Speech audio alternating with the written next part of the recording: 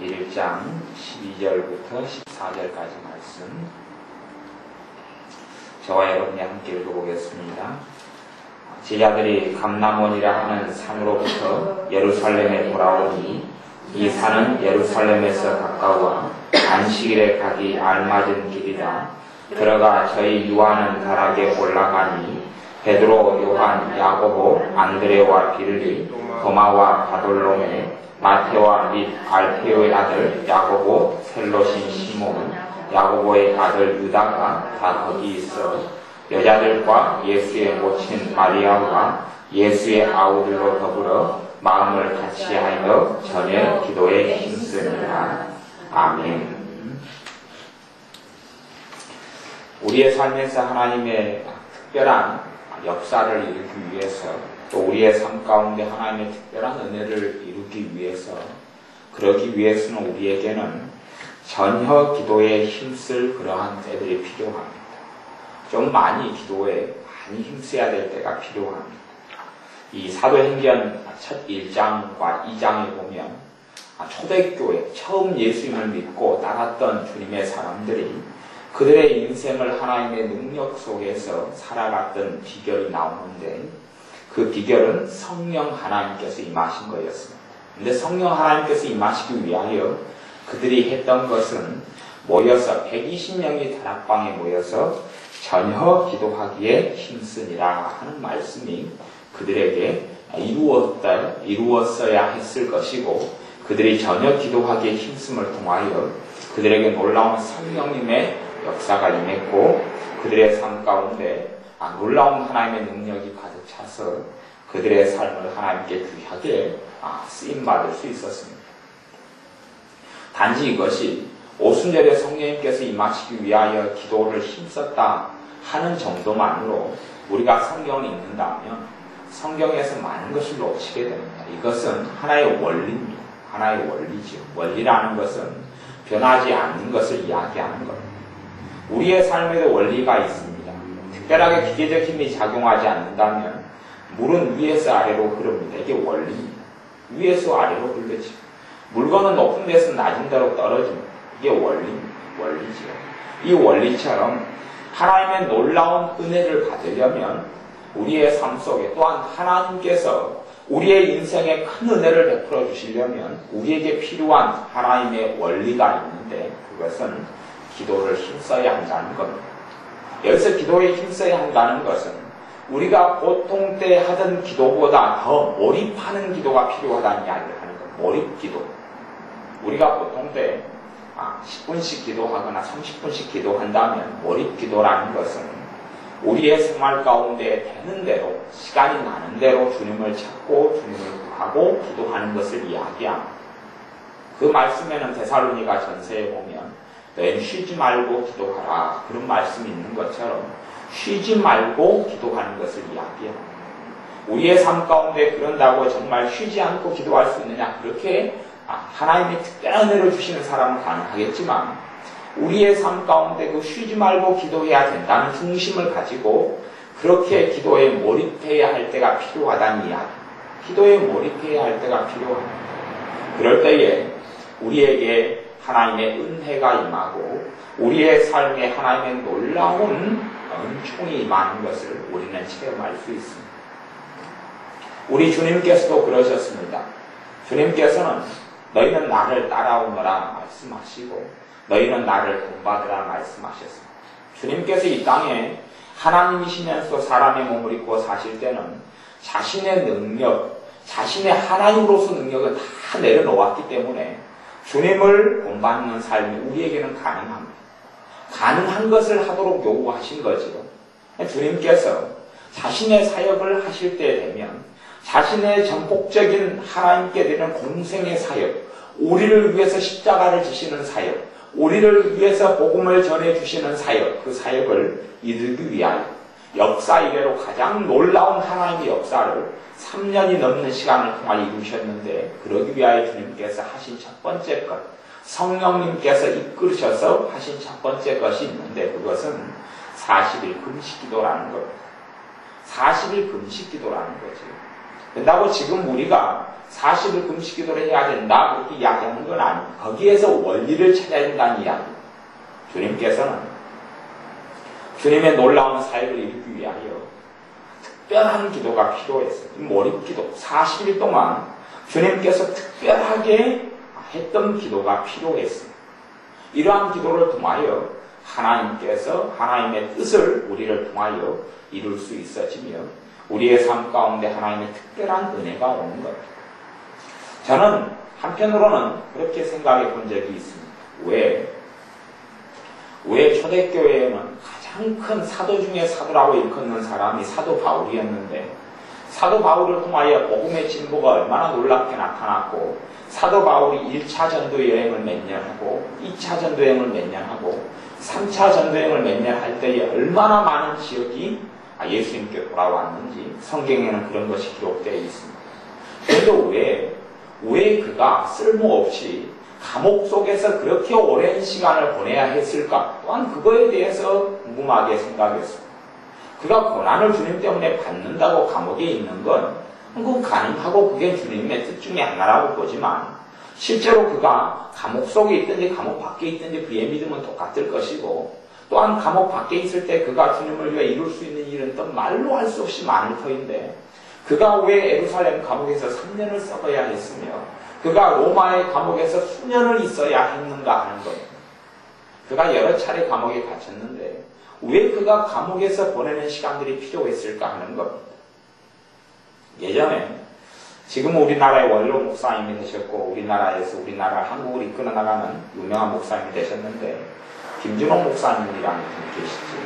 근데 그분이 청년의 시대 때와 또한 전도사님 시절 때 또 목사님의 소년 시절 때 그분이 농민운동을 했습니다. 그분이 우리나라의 농민운동, 소위 말하면 데모하는 목사님이었습니다.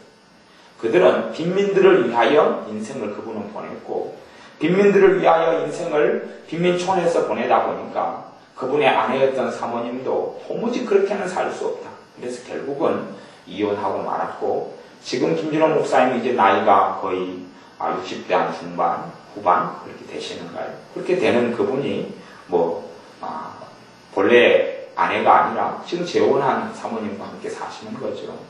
그러니 그러한 주님을 위해서 당하는 어떤 고난 또 그가 빈민들을 위해 살기 위하여 자기의 가정까지도 깨지는 아픔을 겪을 수밖에 없었는데 그런다고 그가 온전히 주님을 위하여 주님 뜻대로 사역하고 목회를 했던 것은 아닙니다. 그에게는 많이 데모하는 근성이 많이 남아있어서 하나님의 능력이 아니라 자기의 능력으로 삶을 이루려 했던 적이 너무 많았고 하나님께서는 김진호 목사님에게 허락하신 것이 뭐냐 하면 그가 감옥 속에서 정치범으로 수용돼서 보내는 시간들을 허락하셨습니다. 왜 김진홍이라는 목사님에게 감옥 속에서 보내는 시간이 필요했는가? 그는 감옥 속에서 두 가지를 이루었습니다. 어떤 걸 이루었냐 하면 감옥 속에서 하나님의 말씀에 창념했습니다. 그는 감옥 속에서 하나님의 말씀을 보았습니다. 그리고 하나님의 말씀의 능력을 체험하고 하나님의 말씀을 통하여 그는 감옥에서 변화되었습니다. 그것이 하나 필요했죠.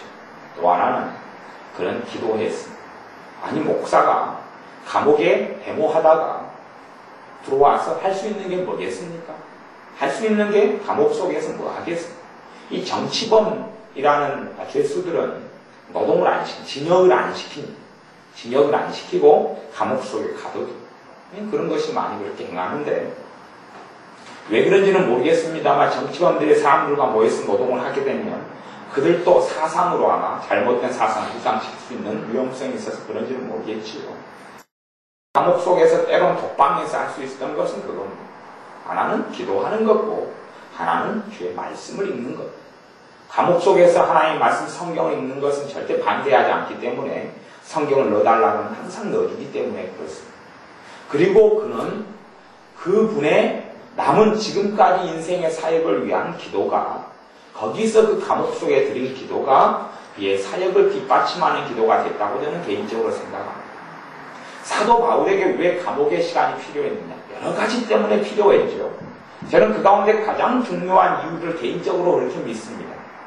그는 감옥 속에서 그의 하나님께 쓰임받을 사역을 위해서 위해서 몰입하는 기도의 시간을 보냈다는 겁니다.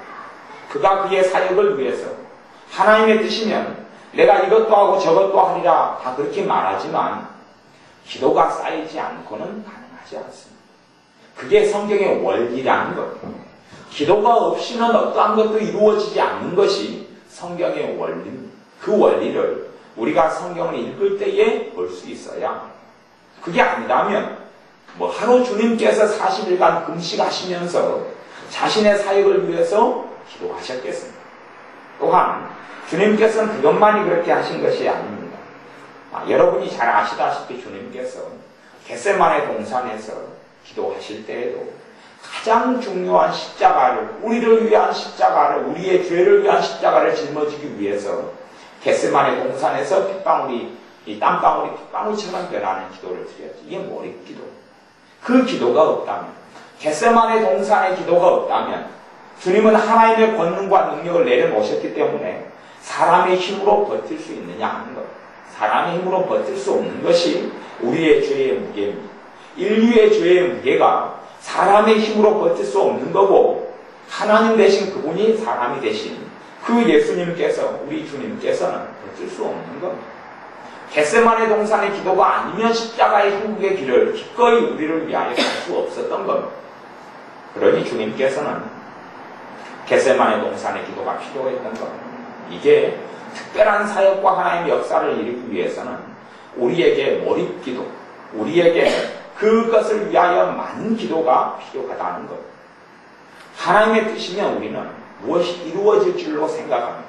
하지만 하나님의 뜻이어도 기도하지 않으면 이루어지지 않습니다. 그게 하나님의 뜻입니다. 하나님의 뜻인데 기도하지 않으면 또한 안 이루어지는 것이 하나님의 뜻입니다. 그래서 하나님의 뜻은 정말 단순하지 않습니다. 하나님의 뜻임에도 불구하고, 그러죠. 성경에 그래서 그런 부분이 얼마나 명백하게 밝혀져 있습니다. 내가 너희에게 이것을 주기로 원한다 치자. 그러나 너희가 기도하지 않으면 내가 줄 수 없다. 그렇게 성경에 정확하게 명백하게 여러 차례 말씀하고 있는 것입니다. 그러니 하나님의 뜻이라 할지라도 우리가 기도하지 않습니다. 때로한 어떠한 하나님의 은혜와 어떠한 하나님의 축복과 어떠한 하나님의 도우심과 어떠한 하나님의 역사를 보기 위해서는 어떤 단순하게 조금 드리는 기도가 아니라 이런 몰입기도만으로 그러한 살아계신 하나님의 역사를 봅니다. 몰입기도하는 사람은 당연히 간절하게 기도하죠. 그러니 우리의 생활과 삶 속에서 정말 중요한 문제라면 몰입하는 거죠. 그렇죠. 어떤 식이냐 하면 처녀와 총각이 첫눈에 반해서 사랑에 빠졌으면 그들은 서로에게 몰입합니다. 서로 보고 싶고 서로 애가 끓고 서로 잠자리에서 생각하다가 잠들고, 아침에 일어나면 서로 상대방을 꿈꾸고 생각하고, 그 몰입한다는 거죠. 왜냐하면 상대방이 너무나 중요하기 때문에. 또 그런 거죠. 학생에게 있어서 시험이 정말 중요하면 그 시험에 몰입하죠. 그래서 계속 아예 시험을 공부하고 준비하는 겁니다. 그러듯이 우리의 삶 속에 우리의 능력을 벗어난 하나님의 역사를 보려면, 또한 하나님께서 우리의 삶 베풀어 주신 정말로 헤아릴 수 없는 놀라운 은혜를 맛보려면 우리에게는 몰입하는 기도가 필요합니다. 우리 주님께서 누가복음 9장을 한번 봐보겠습니다. 누가복음 9장 28절 29절을 제가 읽어보겠습니다. 이 말씀을 하신 후 8일쯤 되어 예수께서 베드로와 요한과 야고보를 데리시고 기도하시러 산에 올라가사 기도하실 때에 용모가 변화되고 그 옷이 휘어져 광채가 나더라. 변화산의 사건은 유명합니다. 변화산이라는 곳에서 예수님이 변화되셨기 때문에 그렇습니다. 변화산이라는 곳에서 하나님의 영광이 임했고, 변화산에서 살아계신 하나님의 음성이 들려왔습니다. 변화산에서 하나님께서 우리 주님께 말씀하셨습니다. 변화산에서 모세가 나타나고, 변화산에서 과거의 인물이 불말과 불병거를 타고 불수레를 타고 승천하였던 엘리야가 그 변화산에 나타났고, 과거에 이미 죽었던 그 모세가 변화산에 나타났습니다. 그리고 우리 주님과 세 명이서 만나 대화하고 이야기합니다. 그것이 우리가 익히 잘 아는 변화산입니다. 그런데 사실은 왜 주님께서 변화산에 갔는지는 사람들이 잘 모르는 경우가 많습니다. 변화산에 주님께서 올라가신 것은 변화대로 올라가신 게 아닙니다. 변화산에 올라가신 이유는 왜 그렇습니까? 기도하시러 가신 겁니다. 기도하시러 가신 겁니다. 베드로와 요한과 야고보를 데리시고 기도하시러 산에 올라가서 이제 이 변화산에 올라가실 때는 가장 심한 십자가를 점점 앞두고 있는 때입니다. 압박감이 더 심하고 제자들에게는 두려움이 더 심해지고 그리고 사람들의 공격은 더 심해지고 하루하루 버티는 것이 어려울 때 그럴 때 주님은 기도가 더 필요하셨습니다. 그래서 이러한 중요한 때마다 주님은 기도합니다. 그러니 우리의 삶 가운데 중요한 때마다 우리가 자포자기하고 그냥 될 대로 되라고 방임하면서 하나님이 내 아버지시다면 알아서 하시겠거니 아니요. 그렇게 될 수가 없습니다. 그렇게 될 수 있었다면 하나님의 자녀들이 얼마나 다 삶이 풍성해졌겠으며 얼마나 다 잘 되었겠습니까? 하나님의 자녀들이 착각하는 것이 하나님께서 이 땅을 통치하시고 역사하시는 영적 원리에 대해서 하나님 말씀에서 무지하기 때문에 그렇습니다. 방치하고 방임한다고 될 대로 되라. 그래서 꼬이면 하나님에 대해서 왜 이렇게 행하십니까? 원망하고 정말로 더 큰 어리석음과 악함 속에 들어가는 겁니다. 우리의 삶 속에 하나님의 축복을 제대로 못 누리는 이유 중에 하나는 기도의 부족 때문에 그렇습니다. 기도가 부족하기 때문에 그렇습니다. 우리의 삶에 기도가 많이 부족하기 때문에 하나님께서 우리의 삶 속에 주시는 그 놀라운 축복들을 사실은 별로 못 누리고 살기도 합니다. 그러니 우리의 삶 가운데 더 많은 기도가 필요합니다. 우리의 삶 가운데 몰입하는 기도들이 필요합니다. 마음을 쓰고 애를 써서 몰입하는 기도가 필요하고 또 때로는 우리가 평안할 때 때로는 우리가 특별한 기도 제목이 없을 때 기도를 쌓아놓는 것도 필요합니다. 왜냐하면 우리 주님께서 그렇게 행하셨기 때문에 그렇습니다. 어떤 사람은 중요한 일을 앞두고 있습니다. 하나님의 자녀가 중요한 일을 곧 앞두고 있습니다. 그런데 정말 어리석은 것 중에 하나는 중요한 일을 앞두고 있는 하나님의 자녀가 기도를 하지 않는다는 것. 그리고 그냥 선택하고 그냥 그대로 행한다는 것. 그리고 하나님께서 당연히 함께해 주시고 하나님이 도와주시겠거니 착각합니다. 당연히 그 사람이 전혀 기도 안 한 건 아니지요. 당연히 밥 먹을 때 조금 기도했을 것이고 하나님이 알아서 보살펴 주십사 그러고 잠깐은 했겠죠. 하지만 그런 기도로는 하나님의 역사를 볼 수가 없습니다. 그런 기도로 하나님의 역사를 볼 수 있었다면 아무리 믿는 사람이 기도를 하는데 밥 먹을 때 하루 3끼, 30세끼는 밥 먹을 때 기도하는데 무슨 역사를 못 보겠습니다. 그런데 그런 기도 가지고는 안 되는 겁니다. 그런 기도 가지고는 안 되는 겁니다. 그러니 우리의 삶 가운데 기도의 부족 때문에 하나님의 자녀로 마땅히 누려야 될 은혜와 축복을 못 누리는 경우에 대한 책임은 내 주님께 우리 아버지 하나님께 있는 것이 아니라 바로 나에게 있다는 사실을 알아야 합니다. 바로 우리에겐 나에게 있는 것. 기도가 부족한 나에게 있는 것. 누가복음 6장에 보면 주님의 기도하는 모습이 성경 중에서 복음서 중에서 누가복음에 제일 많이 나왔다 그랬습니다.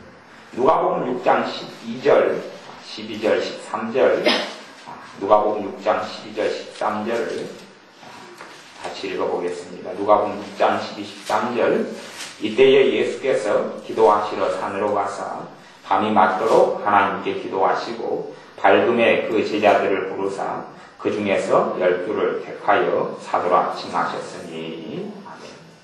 우리 주님께서 기도하시러 산으로 갑니다. 그리고 밤이 맞도록 하나님께 기도하십니다. 밤이 맞도록은 밤이 다 지나가도록 아침에 해가 뜰 때까지 이것을 철야기도다 이렇게 이야기합니다. 요즘에 이제 교회에서는 철야기도가 사라져버렸죠. 단지 심야기도만 있고 주로 철야기도를 옛날에는 금요일날 진행했는데 철야기도가 교회 가운데 사라졌는데 우리 주님께서 철야를 하셨습니다. 밤새도록 기도하셨죠. 밤새도록 기도하시고 13절에 보면 가장 중요한 일 중에 하나를 결정하셨습니다. 그게 뭐냐 하면 날이 밝음에 그 제자들을 부르사 주님을 따르는 제자들을 불렀습니다. 그 중에서 12를 택하여 사도라 칭하셨습니다. 이 말씀을 볼 때는 성경 이 말씀을 자세히 관찰해 보면 제자들을 불렀는데 그 중에서 12를 뽑았다 그러니까 주님께서 부른 제자가 굉장히 많지요. 그래서 주님의 제자가 첫째는 12명의 제자가 있고 그 다음에 성경적으로는 70명의 제자가 있습니다.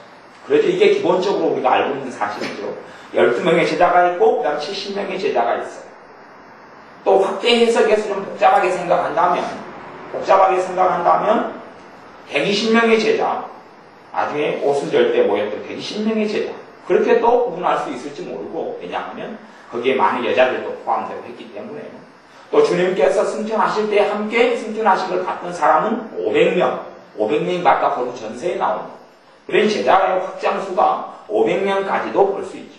물론 무수히 많은 사람이 주님을 따랐던 건 사실입니다. 그러니 주님께서 제자들을 불렀는데 그 제자의 숫자가 몇 명을 불렀는지는 모르겠습니다.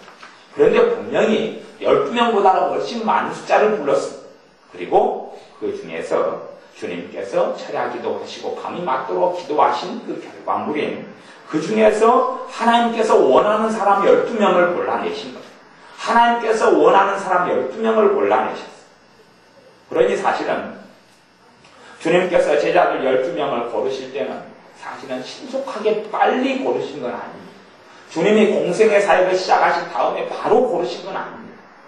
왜냐하면 공생의 사역이 얼마간이 갔는지는 제가 잘 모르겠습니다만 어느 정도 흘러서 예수님을 따르는 제자들이 많아져서 어느 정도 많아진 다음에 12명을 고른 것이라는 사실이 오늘 성경 누가복음 6장 12절 13절에 나오기 때문에 그렇습니다.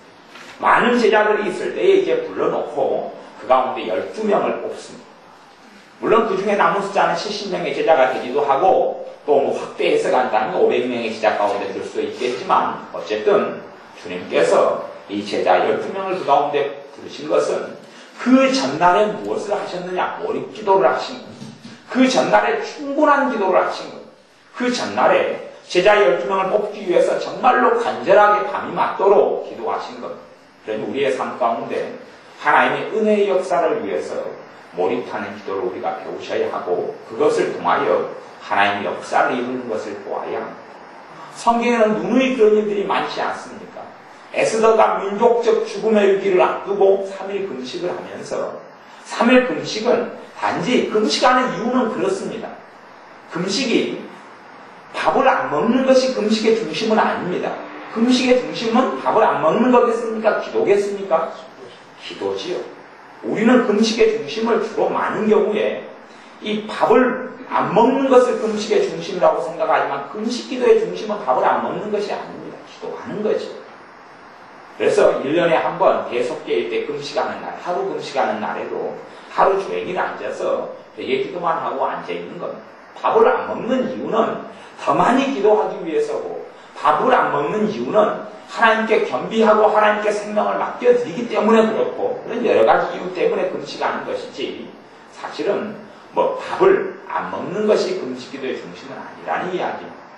자기의 민족의 생명을 구하기 위해서 에스더는 기도합니다. 3일간 전 민족이 금식하면서 자기도 금식하면서 기도합니다.